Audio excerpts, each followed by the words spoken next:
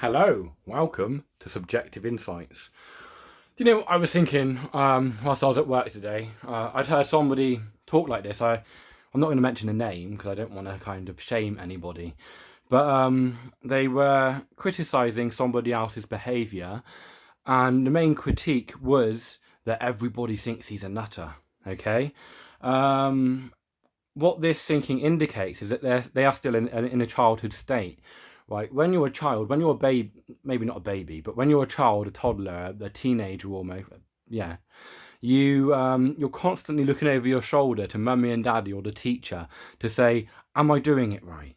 You know, you're never there.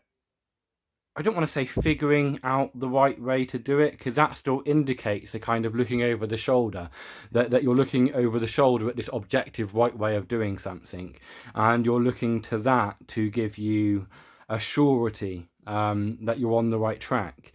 Maybe a better way of saying it would be you're not there creating the right way, inventing it, discovering it as you go along. And this is the kind of thinking that's behind traditions. But when you're a child growing up, it's mummy and daddy. You look over, look, daddy, am I doing it right? Am I doing it right? And you're always looking for their approval and stuff like that.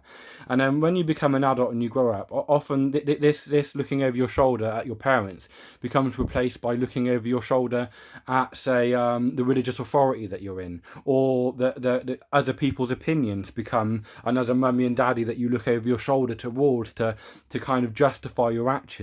That whole seeking to justify yourself, to ask permission to do stuff, is it's just infantile thinking. It's a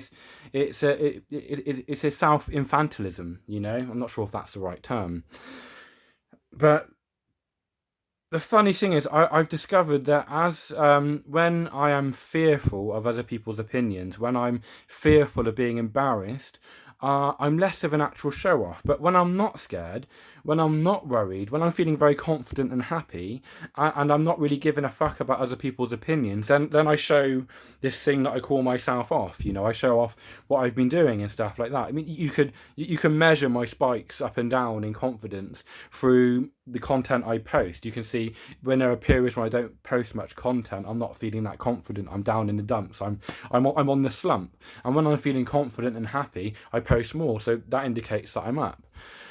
You can also see that in my Facebook as well. When I'm feeling happy, I engage with people, but when I'm not, I don't. And it's that fear of it's that falling back into the rut of looking over my shoulder, seeking an opinion other than mine to validate myself, that pushes me down. So it's funny that not giving a fuck can sometimes look like giving a fuck. And of course, there is a fuck still given, and that's what makes the game a game. When you're playing, like, say, chess, you give a fuck about winning. But because you see it as a game, you're prepared to take risks. But when and so that's really what's happening in my life. I'm oscillating between the viewpoint of life as a game, and when I'm there, I'm happy, I'm confident, I'm outspoken, I'm spontaneous and a bit flamboyant. But when I'm not, I'm the opposite. I'm fearful of coming out because I might stutter or something like that. And this thinking, it's just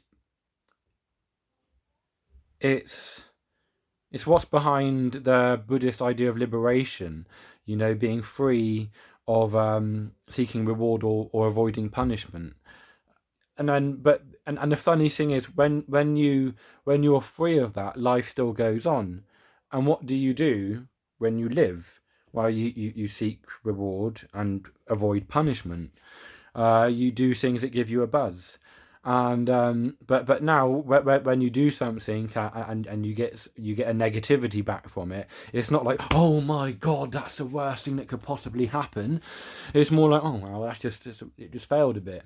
I know somebody who, when they cook, they cannot stand any criticism of their food, when I was cooking, I didn't maintain the vegan thing that long, but when I was doing it, I didn't mind people criticizing it because I wasn't identifying with what I was making. I was there trying to discover the best way to make tasty, healthy food, and that required criticism. So I saw that the criticism, the negativity, and the positivity were both parts of the game, and they were necessary.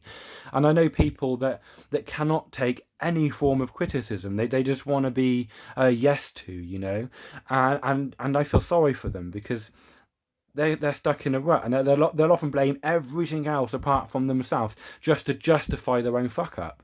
It's like, no, own your fuck up, Don't give a fuck about what other people think. It's you. If you fucked up, if you truly fucked up, then you know it because you're not happy, aren't you? So own it and try and figure out how to get beyond it. And I'm not saying I'm perfect. I'm not saying I've got it all figured out and I'm acting all right. No. I go up and down. I'm a wibbly wobbly mess. But I'm trying to practice this kind of analysis of myself from outside of myself and speaking about me and my own experiences if I'm not me, because I think that is the only way out of this kind of mess that we call the human condition. Goodbye.